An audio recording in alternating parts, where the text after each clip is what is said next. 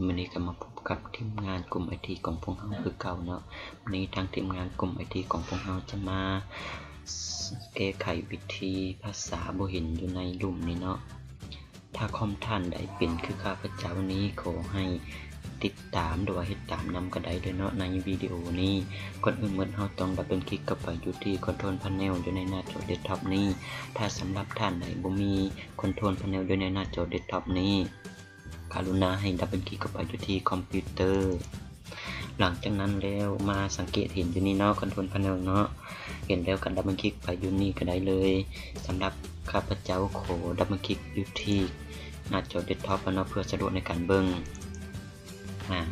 ดับเบิลคลิกไปเรียบร้อยแล้วก็มาคลิกอยู่ที่คอกลังเกตนี่เนาะคลิกไปเรียบร้อยแล้วหลังจากนั้นก็มาคลิกอยู่ที่ Legend and Language นี่เนาะคลิกเรียบร้อยจะเห็นแท็บขึ้นมาแท็บหนึ่งแล้วเรามาเลื่อนเมาส์คลิกอยู่ที่ Keyboard and Language นี่เนาะคลิกเรียบร้อยแล้วก็มาคลิกอยู่ที่เสียงคีย์บอร์ดนี่เนาะ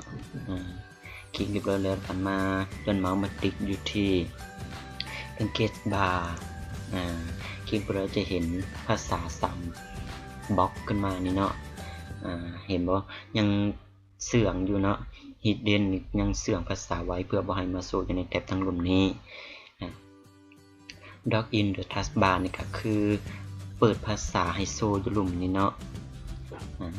Floating ก็คือเปิดภาษาคือกันเนาะฉะนั้นแล้วข้าพเจ้าขอเลือกติ๊กอยู่เอา Dock in the Taskbar นี่เนาะติ๊กเรียบร้อยแล้วหลังจากนั้นมาสังเกตอยู่ทั้งหลุมเนาะ3บล็อกคือกันเนาะถ้าคอมท่านใดยังบ่ได้ติ๊กเอาก็ขอให้ติ๊กเอานี้เนาะติ๊กเอาอยู่นี้เนาะ So Text นี้หลังจากนั้นมา Add File สำเร็จแล้วก็โอเคเลยเนาะโอเคแล้วปิดออกเลยเห็นบ่โซแล้วหลังจากนั้นเรามาติ๊กเบิ่งเนาะหรือว่าภาษาใช้งานใดหรือผู้ใดเนาะมี3ภาษาเนาะคือภาษาลาวภาษาไทยภาษาอังกฤษเนาะในการภาษาออกมาโซนี้ก็สำเร็จเพียงตัวนี้เนาะคลิปนี้ก็บ่ได้ยากง่ายเนาะถ้าท่านใดฮู้แล้วก็ขอโทษขออภัยนำถ้าท่านใดยังบ่ได้ฮู้ก็ขอให้ติดตามหรือว่าติดตามนำก็ได้เนาะสำหรับคลิปนี้ก็บ่ได้ยากเนาะมาฮอดนี้แล้วทีมงานของ IT เฮาขอลาไปก่อนกล่าวคำว่าสบายดี